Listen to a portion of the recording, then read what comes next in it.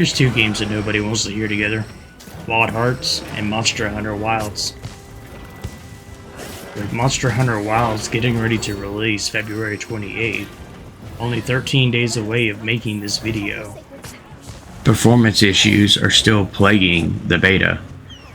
I understand that this is an old beta build and the only way to get a true benchmark would be to go through the actual benchmark, which is a newer updated version of the game. So we will not get to see what true PC values are when they install Denuvo and other programs too. But with the game being so close to release and all the video cards are using Denuvo, it kind of makes me wonder how the performance of this game is actually going to be on release. And here is WildHearts. It was released on February 16, 2023. It was also plagued by performance issues. It had a max player base of 77,000 people playing just on Steam, with more actually playing on consoles. By May 8th, the game had literally dropped down to 900 players just on SteamDB. Console players were also plagued by some performance issues. While the Xbox S was only able to maintain a frame rate of 30 FPS, the PlayStation 5 could keep a rough 60 frames per second. PC people, because of the varying equipment, tended to just fall off pretty bad. Only a few percentage of the people that had the game could actually play. Here is the Steam chart showing how much the performance impacted the player base after the first month, all going all the way through its all-time. I recently just came back to WildHearts so that way I could play with a friend of mine. He got the game on sale for $10 and I figured this would be a good time to release a video showing the graphics comparisons and some of the game mechanics between the two games itself.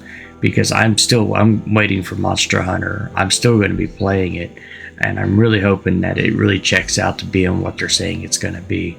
I'm hoping the performance issues do not cause it to kind of collapse the way that this game did.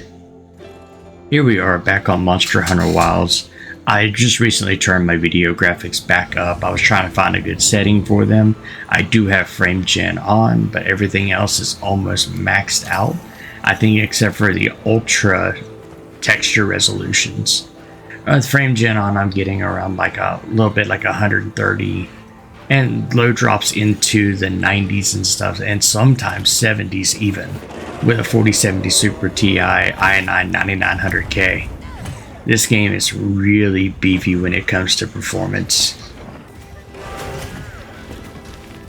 But damn, does this game look really good at higher scales of resolution and texture quality.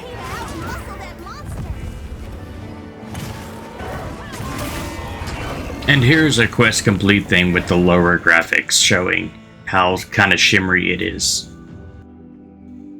And here's for those who haven't actually seen how the eating and stuff works in the beta test. And also going into character creation, which I will here in just a minute.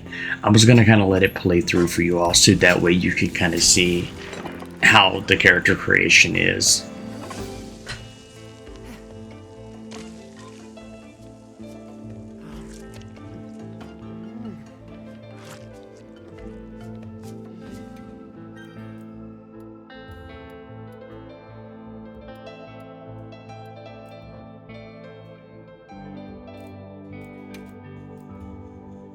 I also wanted to kind of say that the WildHearts game is very similar with its own character creation.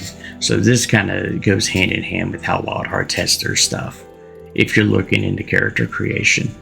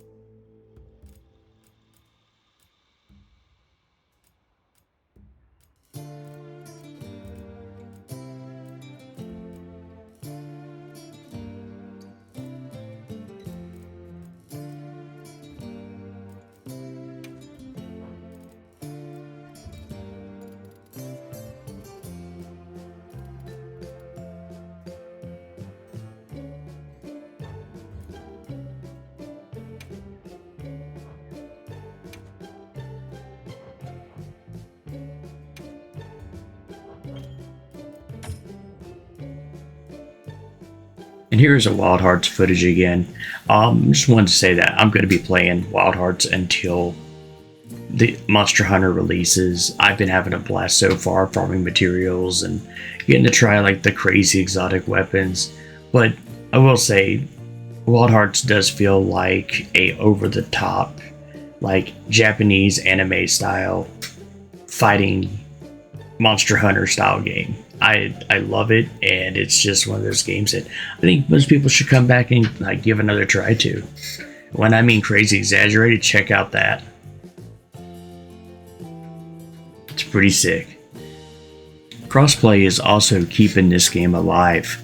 I mean, for like the PC player standpoint, there's only about 190 people that were playing it in the last like 24 hours. But for the console community, there's probably a lot more. I've not really had too many problems with people like joining me from the consoles to help me finish bosses. Also having my friend there to help me do some of this stuff has really been helpful, because the game seems like a much faster pace than Monster Hunter, or at least the previous titles. You also have to make sure your gear's set up and stuff, and I've never reached end game in this. But I hope that other people do try to come back and try this game. It is an absolute gem. The same people who made Wild Hearts also made Toukiden, and I was a big fan of Toukiden 1 and Toukiden 2. If you haven't seen those games, definitely go check those out. They're like Monster Hunter, but it's gonna have a lot more like you collect the souls of people, and you use those souls to kind of build your character around your weapons and everything else. It's really neat. And some of those souls actually have family members, and there's family members, when you pair them together, they give you extra bonuses. So it was a cool addition to the games. I was really happy when I saw that they were making Wild Hearts. Just unfortunately, the performance issue destroyed the game within the first month, and how EA kind of pushed its agenda to be like, hey, we're releasing now, when the game wasn't fully like finalized and tuned. Thank you all for watching me, listening to me rant about the two games. I do think the games are very similar. The only thing that stands them out is a couple mechanics and some art styles. I'd like to see what y'all comment down below about like what games that you all are playing while you wait for Monster Hunter's release. But until next time, guys, peace.